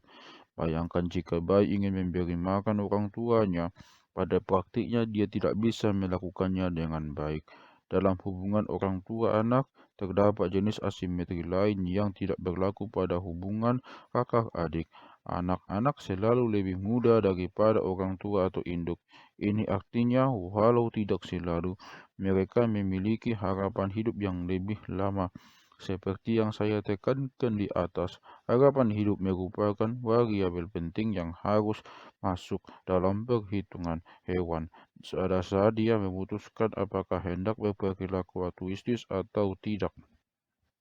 Di spesies di mana anak-anak memiliki rata-rata harapan hidup yang lebih panjang daripada induk, setiap gen untuk altruisme anak akan dirugikan. Gen itu akan merekayasa pengorbanan diri yang altruistis demi individu yang lebih dekat dengan kematian karena usia tua ketimbang dirinya sendiri. Sebaliknya, gen untuk altruisme induk memiliki keunggulan dengan mempertimbangkan faktor harapan hidup. Kadang orang mengatakan bahwa selisih kerabat itu baru sebagai teori, tapi hanya ada sedikit contohnya yang bekerja dalam praktik. Kritik itu hanya dapat diajukan oleh orang yang tidak mengerti apa arti seleksi kerabat. Kenyataannya, sebuah contoh perlindungan anak dan perawatan induk, semua organ tubuh yang terkait, kelenjar susu, kantong kanguru, dan sebagainya, adalah contoh kerja seleksi kerabat di alam. Para kritikus itu tentu akrab dengan pengasuhan parental yang sangat lazim, tapi mereka gagal untuk memahami bahwa pengasuhan parental sama-sama contoh seleksi kerabat seperti halnya altruisme kakak adik. Saat mereka berkata ingin contoh, maksudnya adalah mereka ingin contoh selain pengasuhan parental dan memang sengaja memang memang benar bahwa contoh-contoh seperti itu kurang lazim. Saya telah menjelaskan mengapa bisa demikian. Sebenarnya saya bisa berusaha lebih keras. Mengutip contoh-contoh altruisme kakak adik memang ada sedikit. Tapi saya ingin tidak melakukannya karena itu akan memperkuat gagasan yang keliru yang disukai seperti yang kita lihat oleh Wilson bahwa seleksi kekerabatan adalah melulu tentang hubungan selain hubungan orang tua anak. Alasan kekeliruan di atas telah membesar sebagian besar ada dalam sejarah. Manfaat evolusioner mengasuhan parental secara jelas sehingga kita tidak harus menunggu Darwin melakukannya. Itu telah dipahami sejak era Darwin. Ketika Hamilton mendemonstrasikan kesetaraan genetis, hubungan lain, dan makna evolusionernya, dia tentu harus mengangkat hubungan-hubungan lain itu. Secara khusus, dia mengambil contoh dari serangga sosial seperti semut dan lebah, di mana hubungan kakak adik sangat penting, seperti akan kita lihat dalam bab berikutnya. Bahkan saya pernah mendengar orang-orang berkata bahwa teori Hamilton hanya berlaku pada serangga sosial. Jika ada orang yang tidak mau mengakui bahwa pengasuhan parental adalah contoh seleksi kerabat yang sedang bekerja, maka dia bertanggung jawab untuk merumuskan teori umum seleksi alam yang memprediksi altruisme orang tua induk, tapi tidak memprediksi altruisme antar kerabat. Saya pikir dia akan gagal. Catatan akhir. Makalah Hamilton tahun 1964 tidak lagi diabaikan. Sejarah pengabaiannya pada awal publikasi dan pengakuan terhadapnya yang belakangan akan menjadi bahan kajian kuantitatif tersendiri yang menarik. Studi kasus dalam suatu meme ke dalam lumbung meme. Saya melacak kemajuan meme itu dalam bab 11.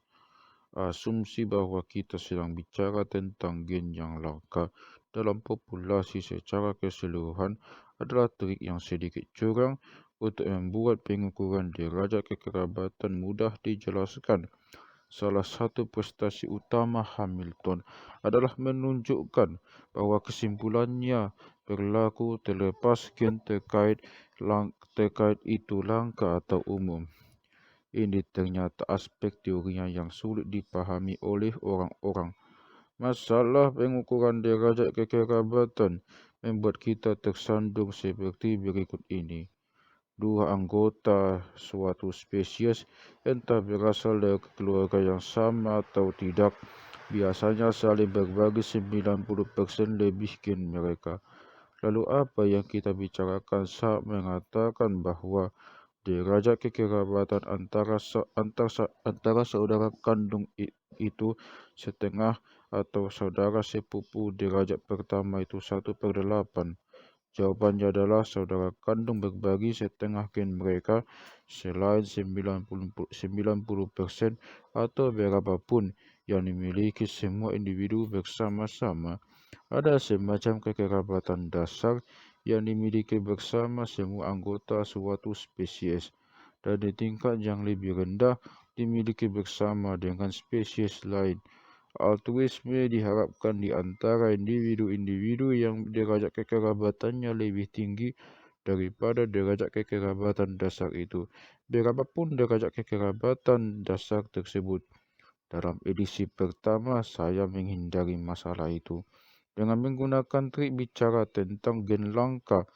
Ini tepat tapi tidak cukup. Hamilton sendiri menulis tentang gen yang identik lewat keturunan, tapi ini memunculkan kesulitan tersendiri, seperti ditunjukkan oleh Alan Grafen. Para penulis lain bahkan tidak mengakui ada persoalan dan hanya berbicara tentang persentase mutlak gen yang sama, yang merupakan kesalahan pasti dan serius. Pembahasan ceroboh semacam itu menyebabkan kesalahpahaman yang serius. Misalnya seorang ahli antropologi terkemuka dalam kritiknya yang tajam atas sosiobiologi yang diterbitkan pada 1978 berpendapat bahwa jika kita menganut seleksi kekerabatan secara serius, maka kita harus berharap semua manusia menjadi altruistis satu sama lain karena semua manusia berbagi 99% lebih gen mereka. Saya telah memberikan tanggapan singkat untuk kesalahan itu dalam tulisan saya 12 Misunderstandings of Kin Selection, kesalahpahaman nomor 5. Ke-11 kesalahpahaman lainnya juga layak ditengok. Alan Grafen memberikan apa yang mungkin menjadi solusi definitif bagi masalah pengukuran derajat kekerabatan dalam makalahnya Geometric View of Relatedness, yang tidak akan saya jelaskan di sini. Dalam makalah lain, Natural Selection, Kin Selection, and Group Selection, Grafen menjernihkan masalah lainnya yang lazim dan penting, yaitu penyalahgunaan luas konsep Hamilton yang disebut inclusive fitness. Dia juga memberitahu kita cara yang benar dan salah untuk menghitung biaya dan manfaat kekerabatan genetis. Tentang armadillo, tidak ada kabar perkembangan terbaru, tapi beberapa fakta baru yang spektakuler telah terkuak mengenai kelompok hewan klon lain, kutu daun aphid. Telah lama diketahui bahwa kutu daun bereproduksi secara aseksual maupun seksual. Jika Anda melihat kerumunan kutu daun di satu tumbuhan, kemungkinannya adalah mereka semua klon betina yang identik, sedangkan yang ada di tumbuhan lain adalah klon yang berbeda. Secara teoritis, kondisi itu ideal untuk evolusi altruisme, seleksi kekerabatan, namun tidak ada contoh aktual altruisme kutu daun yang diketahui sampai ditemukannya prajurit steril di spesies kutu daun Jepang oleh Shigeyuki Aoki pada 1977. Terlambat untuk dimasukkan dalam edisi pertama buku ini.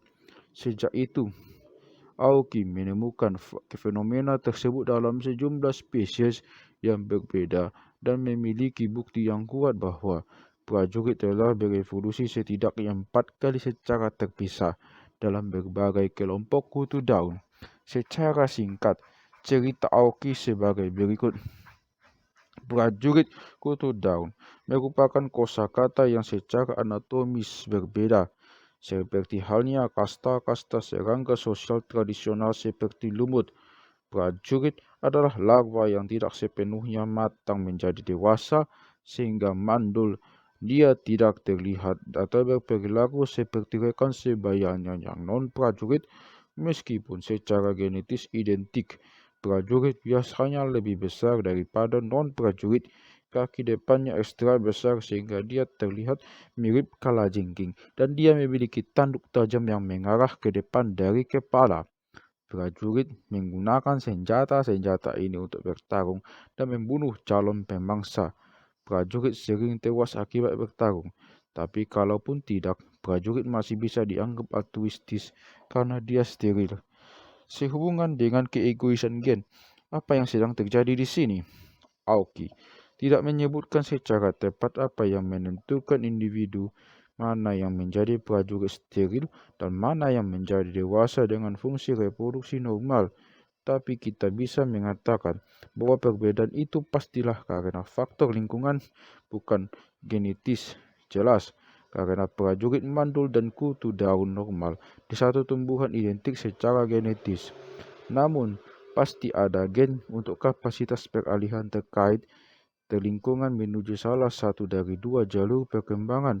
Mengapa seleksi alam menyukai gen-gen itu meski beberapa di antaranya berakhir di tubuh prajurit mandul dan dengan demikian tidak diwariskan? Karena berkat para prajurit, salinan gen yang sama tersimpan di tubuh non-prajurit yang bereproduksi. Alasannya sama untuk semua serangga sosial. Lihat bab 10. Kecuali serangga sosial lainnya seperti semut atau rayap, gen di individu altruis yang mandul hanya memiliki peluang statistik untuk membantu salinan dirinya sendiri dalam tubuh non-mandul reproduktif. Gen kutu daun yang altruistis menikmati kepastian, bukan hanya probabilitas statistik, karena kutu daun prajurit adalah klon saudaranya yang reproduktif yang diuntungkan. Dalam beberapa hal, kutu daun Aoki menyediakan ilustrasi kehidupan nyata yang apik untuk gagasan Hamilton. Haruskah kutu daun lantas digolongkan dalam klub eksklusif serangga yang benar-benar sosial, yang secara tradisional dihuni oleh semut, lebah, tawon atau rayap? Entomologi konservatif dapat menolaknya atas berbagai alasan. Kutu daun tidak memiliki ratu yang berumur panjang, misalnya. Selain itu, sebagai klon sejati, kutu daun tidaklah lebih sosial ketimbang sel-sel tubuh Anda. Ada satu hewan yang makan tumbuhan. Kebetulan tubuhnya secara fisik terbagi-bagi menjadi kutu daun yang terpisah, yang sebagiannya berperan defensif seperti sel-sel darah putih di dalam tubuh manusia. Serangga sosial yang sejati, menurut argumen itu, bekerja sama walaupun tidak menjadi bagian organisme yang sama, sedangkan kutu daun Aoki bekerja sama karena mereka bagian organisme yang sama. Saya tidak bisa rewel menanggapi isu semantik ini. Sepertinya bagi saya, asalkan Anda memahami apa yang terjadi di antara semut, kutu daun, dan sel manusia, Anda seharusnya bebas menyebut mereka sosial atau tidak. Saya sendiri lebih suka menyebut kutu daun Aoki sebagai organisme sosial, bukan bagian organisme tunggal. Ada sifat penting organisme tunggal yang dimiliki satu individu kutu daun, namun tidak dimiliki kelompok klon. Argumen ini dijabarkan dalam The Extended Phenotype dalam bab berjudul Rediscovering the Organism dan juga bab baru buku ini, Pencapaian Panjang Gen. Kebingungan tentang perbedaan antara seleksi kelompok dan seleksi kekerabatan belum juga hilang, bahkan mungkin bertambah parah. Saya tetap memegang komentar-komentar saya, tapi lewat pilihan kata yang ceroboh. Saya mengemukakan kekeliruan saya sendiri yang terpisah di edisi pertama buku ini. Aslinya saya berkata, ini salah satu dari sedikit hal yang saya ubah dalam teks ini. Kita hanya menganggap sepupu derajat kedua mestinya cenderung menerima 1/16 altruisme yang diterima keturunan atau saudara kandung. Sebagaimana dikatakan oleh S. Altman Ini jelas salah. Salah untuk alasan yang tidak ada hubungannya dengan pokok gagasan yang ingin saya kemukakan.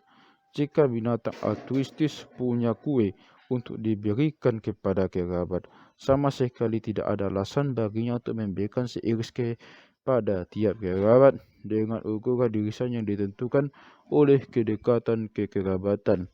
Bahkan itu absurd, karena semua anggota spesies, belum lagi spesies lain, setidaknya merupakan kerabat jauh yang masing-masing dapat mengklaim remah-remah yang dicatah rabi. Sebaliknya, jika ada kerabat dekat di sekitarnya, tidak ada alasan untuk memberikan kue kepada kerabat jauh, karena kerumitan lain seperti hukum kenaikan hasil yang berkurang, law of diminishing returns. Kue itu seharusnya diberikan utuh kepada kerabat terdekat yang ada. Apa yang saya maksud, tentu saja kita hanya menganggap sepupu derajat kedua mestinya berpeluang menerima seper-16 altruisme yang diterima keturunan atau saudara kandung. Inilah yang sekarang berlaku. Saya mengungkapkan harapan agar E.O. Wilson mengubah definisinya tentang seleksi kerabat dalam tulisan-tulisannya mendatang dengan memasukkan keturunan sebagai kerabat. Saya senang saat mengetahui dalam bukunya On Human Nature, frasa bermasalah selain keturunan telah dihilangkan dan saya tidak sedang mengklaim itu jasa saya. Wilson menambahkan, meskipun kerabat didefinisikan mencakup keturunan, istilah seleksi kerabat biasanya digunakan hanya jika setidaknya beberapa kerabat lain seperti kakak, adik, atau orang tua juga terkena dampaknya. Ini sayangnya merupakan pernyataan akurat tentang penggunaan biasanya oleh para ahli biologi yang semata mencerminkan fakta bahwa banyak ahli biologi masih kurang memahami seleksi kerabat secara mendasar. Mereka masih keliru menganggapnya sebagai sesuatu yang ekstra dan esoteris di luar seleksi individu biasa. Sesungguhnya tidak demikian. Seleksi kerabat mengikuti asumsi dasar neo-Darwinisme sebagaimana malam mengikuti siang. Kesalahpahaman bahwa teori seleksi kerabat menuntut kemampuan perhitungan yang tidak realistis oleh hewan, diungkit kembali dengan keras oleh generasi demi generasi. Tak hanya mahasiswa muda pula, the use and abuse of biology, kaya ahli antropologi sosial terkemuka, Mas Marshall Sahlins, mestinya bisa diabaikan saja kalau tidak dielu-elukan sebagai serangan berbobot terhadap sosiobiologi. Kutipan berikut dalam konteks apakah seleksi kerabat dapat bekerja pada manusia hampir terlalu indah untuk menjadi nyata. Ngomong-ngomong, perlu dikomentari bahwa masalah-masalah epistemologis yang dihadirkan oleh kurangnya dukungan linguistik untuk menghitung koefisien hubungan kekerabatan merupakan cacat serius dalam teori seleksi kekerabatan. Konsep pecahan sangat langka dalam bahasa-bahasa dunia, baru muncul di peradaban Indo-Eropa kuno di Timur Dekat dan Jauh, tapi umumnya tidak ditemukan di kalangan yang disebut orang-orang primitif. Masyarakat pemburu dan pengumpul makanan umumnya tidak memiliki sistem hitung lebih 1, 2, 3. Saya menahan diri untuk tidak mengomentari masalah lebih besar tentang bagaimana hewan mencari tahu hasil dari perhitungan ego sepupu pertama sama dengan 1/8. Ini bukan pertama kalinya saya mengutip bagian yang sangat gamblang di atas. Sekalian saya kutipkan jawaban saya sendiri yang agak tidak ramah untuk itu dari 12 Misunderstandings of Kin Selection. Sayang sekali, Sahlins menyerah kepada godaan menahan diri untuk tidak mengomentari tentang bagaimana seharusnya hewan mencari tahu Absurdnya, gagasan yang hendak dia jadikan bulan-bulanan seharusnya membuat alarm di kepala kita berbunyi. Cangkang siput adalah spiral logaritmik indah, tapi di mana siput menyimpan tabel hitung-hitungannya? Bagaimana cara dia membaca tabel itu? Toh lensa matanya tak memiliki dukungan linguistik untuk menghitung koefisien pembiasan. Bagaimana tumbuhan hijau mencari tahu rumus klorofil? Faktanya, jika Anda Faktanya adalah jika Anda berpikir dengan cara sains tentang anatomi, fisiologi, atau hampir semua aspek biologi, bukan hanya perilaku, Anda akan tiba di tempat yang sama, masalah yang tidak nyata. Perkembangan embriologi suatu bagian hewan atau tumbuhan membutuhkan matematika yang rumit untuk definisi lengkapnya. Tapi itu bukan berarti bahwa hewan atau tumbuhan itu harus menjadi ahli matematika yang pintar. Pohon yang sangat tinggi biasanya memiliki akar tunjang yang melebar seperti sayap di dasar batangnya. Di spesies manapun, semakin tinggi pohonnya, semakin lebar akar tunjangnya. Telah diterima secara luas bahwa bentuk dan ukuran akar tunjang mendekati spesifikasi optimal ekonomis untuk menjaga tegaknya pohon. Meski seorang insinyur akan membutuhkan matematika yang cukup canggih untuk menunjukkan ini, tidak akan pernah terpikir oleh Sahlins atau siapapun untuk melakukan teori di balik bentuk akar tunjang itu hanya dengan alasan pohon tidak memiliki keahlian matematis untuk melakukan perhitungan. Lantas, mengapa dia mempermasalahkan seleksi kerabat? Tidak mungkin karena yang dibahas adalah perilaku dan bukan anatomi. Ada banyak contoh lain selain seleksi kerabat, maksud saya, yang dapat diterima Sahlins dengan senang hati tanpa mengajukan keberatan epistemologisnya. Misalnya ilustrasi saya sendiri tentang perhitungan rumit yang dalam arti tertentu harus kita lakukan setiap kali menangkap bola. Kita jadi bertanya-tanya, apakah ada ilmuwan sosial yang cukup senang dengan teori seleksi alam secara umum, atau tapi untuk alasan aneh yang mungkin berhubungan dengan sejarah bidangnya, gitu mencari kesalahan apa saja dari khususnya teori tentang seleksi kerabat. Seluruh subjek pengenalan kerabat telah ramai diperbincangkan sejak buku ini ditulis. Hewan, termasuk diri kita sendiri, tempatnya menunjukkan kemampuan yang sangat halus untuk membedakan kerabat dan yang bukan kerabat seiring dengan menggunakan bau. Satu buku baru-baru ini, Kin Recognition in Animals, berangkup apa saja yang kini diketahui. Bab tentang manusia yang ditulis oleh Pamela West menunjukkan bahwa pernyataan di atas, kita tahu siapa kerabat kita karena kita diberitahu, seperti ya perlu ditambah. Setidaknya ada bukti.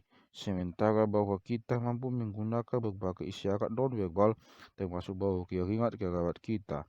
Seluruh topik itu bagi saya disimbolkan di seluruh topik itu bagi saya disimbolkan oleh kutipan dengan apa dia mengawali bab itu. All good comrades you can tell by their altruistic smell. E. Cummings. Sesama kerabat mungkin perlu saling mengenali untuk alasan selain altruisme. Mereka mungkin juga ingin mencapai keseimbangan antara perkawinan antar kerabat dan perkawinan dengan dua kerabat seperti yang akan kita lihat dalam catatan berikutnya. Gen letal adalah yang membunuh pemiliknya. Gen letal resesif, seperti semua gen resesif lain, tidak muncul efeknya kecuali ada dalam dosis ganda. Gen letal resesif bertahan di lumbung gen karena kebanyakan individu yang memilikinya hanya memiliki satu salinan, sehingga tidak pernah merasakan efeknya. Gen apapun yang letal itu langka, karena jika menjadi lazim, dia bertemu dengan salinan diri sendiri dan membunuh pembawanya. Namun ada banyak jenis gen letal sehingga kita masih bisa memagisinya. Ada beragam pikiran mengenai berapa banyak gen yang berbeda yang bersembunyi dalam lumbung gen manusia. Beberapa buku menyebut rata-rata ada 2 gen letal per orang. Jika seorang laki-laki kawin dengan seorang perempuan, peluangnya adalah gen letal keduanya tidak akan saling cocok dan anak-anak mereka tidak akan menderita. Tapi jika kakak kawin dengan adik atau ayah dengan anak perempuan, kejadiannya akan mengkhawatirkan. Betapapun langkanya gen letal resesif saya dalam populasi pada umumnya dan betapapun langkanya gen letal resesif saya dalam populasi pada umumnya, ada peluang besar bahwa gen letal milik dia dan milik saya itu sama. Jika Anda jumlahkan hasilnya untuk setiap gen letal resesif yang saya miliki. Jika saya mengawini adik saya, maka 1 dari 8 keturunan kami akan lahir dalam keadaan mati atau mati muda. Kebetulan secara genetis meninggal pada masa remaja lebih mematikan ketimbang saat lahir.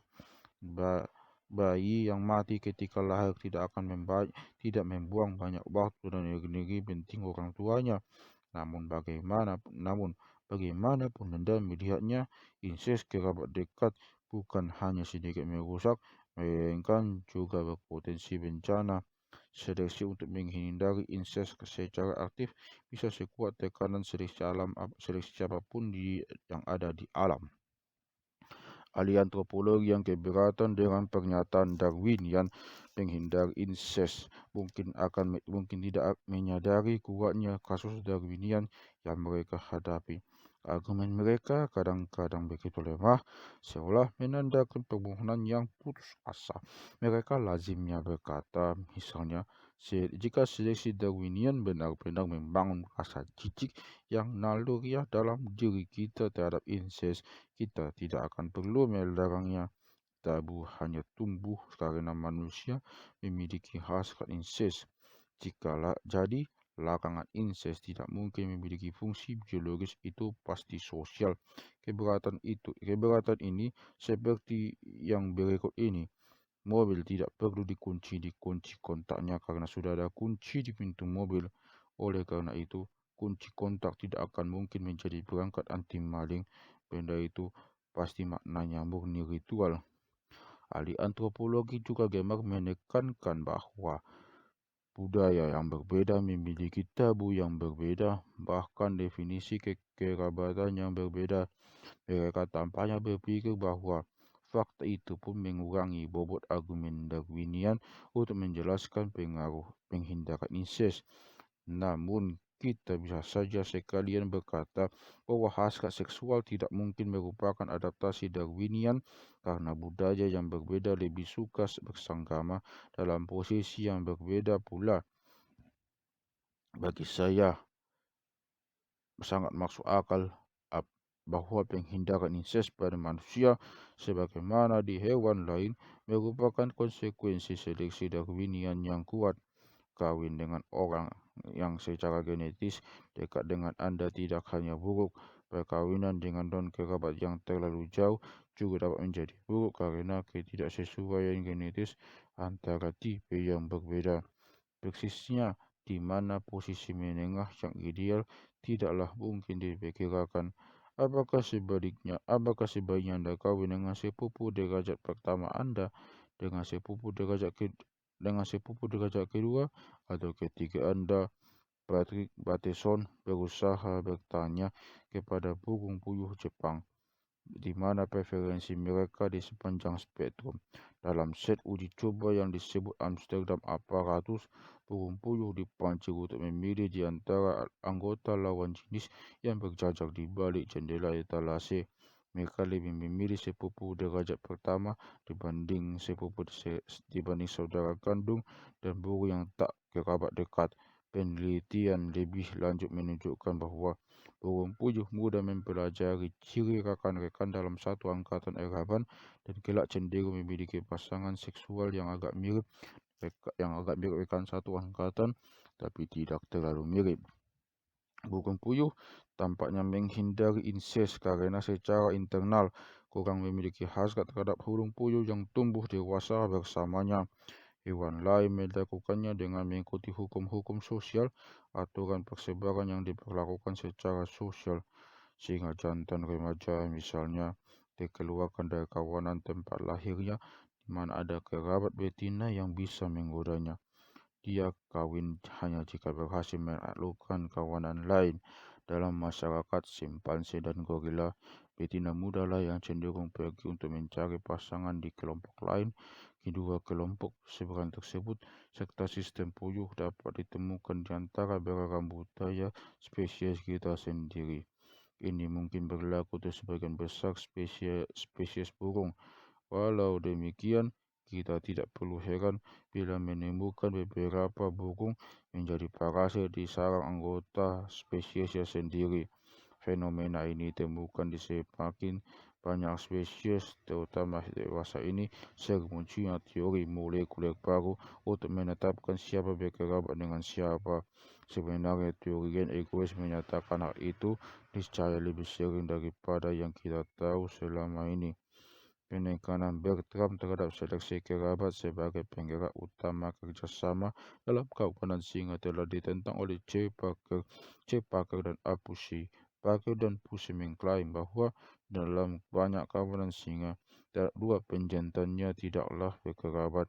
Parker dan Pusey menunjukkan bahwa altruisme timbal balik reciprocal altruism setidaknya sama mungkinnya dengan seleksi kekerabatan sebagai penjelasan kerjasama pada singa. Mungkin dua sisi itu ada benarnya. Bab 12 nanti menekankan bahwa timbal balik dapat berkembang hanya bila pada awalnya ada cukup banyak pihak yang melakukan timbal balik resiprokator. Itu memastikan bahwa ada peluang besar bahwa calon mitra merupakan resiprokator. Hubungan kekerabatan mungkin cara yang paling jelas supaya itu bisa terjadi. Kerabat cenderung mirip satu sama lain sehingga bahkan jika frekuensi kritis tidak terpenuhi dalam populasi umum, altruisme timbal balik bisa ditemukan dalam keluarga. Mungkin kerjasama antar singa berawal dengan efek kekerabatan seperti yang disahkan Bertram, dan ini memberi kondisi yang diperlukan sehingga timbal balik didukung. Ketidaksepakatan antar atas singa ini dapat diselesaikan hanya dengan fakta, dan biasanya fakta hanya memberitahu kita tentang kasus tertentu, bukan argumen teoritis umum. Sudah banyak dipahami bahwa kembaran identik secara teoritis sama berharganya bagi Anda seperti diri Anda sendiri selama kembaran itu dijamin betul-betul identik. Yang tidak begitu dipahami adalah bahwa hal yang sama berlaku pula kepada ibu yang terjamin monogami.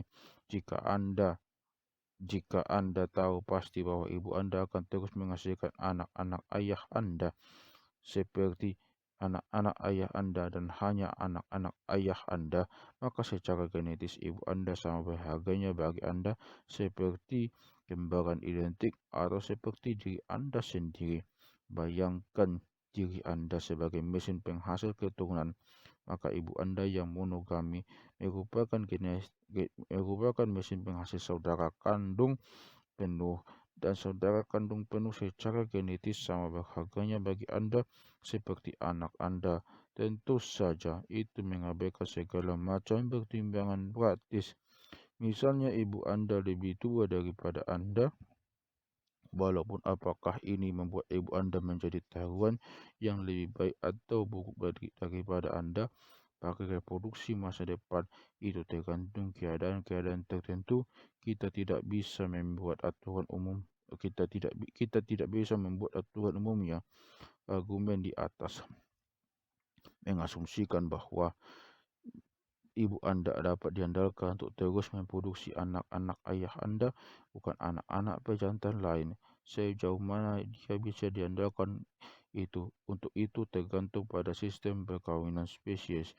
Jika Anda adalah anggota spesies yang biasa melakukan hubungan seksual dengan pasangan berbeda-beda, promiskus, Anda jelas tidak bisa memastikan bahwa keturunan ibu Anda adalah saudara kandung penuh.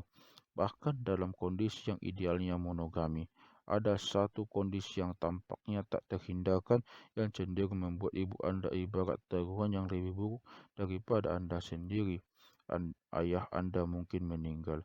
Jika ayah Anda meninggal, maka ibu Anda tidak dapat diharapkan untuk terus memproduksi anak-anak ayah Anda, bukan? Sebenarnya dia bisa. Keadaannya memungkinkan itu terjadi jelas sangat menarik bagi teori seleksi kerabatan. Sebagai mamalia, kita terbiasa dengan gagasan kelahiran menyusul kopulasi dalam interval waktu yang tetap dan agak pendek. Seorang laki-laki bisa menjadi ayah setelah meninggal dunia, tapi hanya sampai batas waktu 9 bulan penuh, 9 bulan setelah dia meninggal, kecuali dengan bantuan pembekuan dalam bank sperma. Namun ada beberapa kelompok serangga yang betina yang menyimpan sperma di dalam dirinya sepanjang hidup, mengeluarkannya sedikit-sedikit untuk membuai telur, seringkali bertahun-tahun setelah kematian pasangannya. Jika Anda adalah anggota spesies yang melakukan itu, Anda dapat benar-benar sangat yakin bahwa ibu Anda akan terus menjadi taruhan genetis yang bagus. Semut betina hanya kawin sekali saja dengan hidupnya selama semasa muda ketika terbang bersama pasangannya. Betina itu kemudian kehilangan sayapnya dan tidak pernah kawin lagi. Memang dalam banyak spesies semut, ada betina yang kawin beberapa kali dengan sejumlah pejantan ketika terbang. Namun jika Anda kebetulan termasuk salah satu dari spesies betinanya selalu monogami, Anda betul-betul dapat menganggap ibu Anda setidaknya sama baiknya seperti Anda sendiri sebagai taruhan genetis. Sisi baik menjadi semut muda tak seperti mamalia muda. Tak penting apakah ayah Anda mati atau tidak, hampir pasti pejantan semut mati setelah kopulasi, dan Anda bisa cukup yakin bahwa sperma ayah Anda terus hidup setelah dia mati, dan ibu Anda dapat terus menghasilkan saudara kandung untuk Anda. Oleh karena itu, jika kita tertarik pada asal-usul evolusi pengasuhan saudara kandung dan fenomena seperti serangga prajurit, kita harus memperhatikan dengan seksama spesies-spesies yang betinanya menyimpan sperma pejantan sepanjang hidup. Dalam kasus tersebut, lebah dan tawon yang akan kita bahas dalam bab 10 nanti, terdapat kekhususan genetis haplodiploidi yang mungkin cenderung membuat mereka menjadi sangat sosial. Apa yang saya acukan di sini adalah bahwa haplodiploidi bukan satu-satunya faktor penyebab. Cara hidup dengan menyimpan sperma setidaknya sama pentingnya. Dalam kondisi ideal, hal itu membuat seorang ibu secara genetis sangat berharga dan sama layaknya atas bantuan altruistis seperti halnya kembaran identik. Komentar tersebut sekarang membuat saya sungguh malu. Sesudahnya saya mempelajari bahwa para ahli antropologi sosial bukan hanya punya pendapat tentang efek saudara laki-laki ibu. Banyak di antara mereka yang membicarakan hal itu saja selama bertahun-tahun. Efek yang saya prediksi itu adalah fakta empiris di sejumlah besar budaya yang telah dikenal baik oleh para ahli antropologi dalam beberapa dasar waksa. Lebih jauh ketika saya menyerahkan hipotesis spesifik bahwa dalam masyarakat dengan tingkat perselingkuhan yang tinggi, paman dari pihak ibu harus lebih altruistis daripada ayah karena mereka lebih banyak alasan untuk percaya bahwa mereka berkerabat dengan si anak. Saya mengabaikan fakta bahwa Richard Alexander sudah menyarankan hal yang sama. Catatan kaki yang menyatakannya disertakan dengan cetakan lanjutan edisi pertama buku ini. Hipotesis itu telah diuji dengan hasil yang baik, antara lain oleh Alexander sendiri dengan menggunakan perhitungan kuantitatif dari perpustakaan antropologi.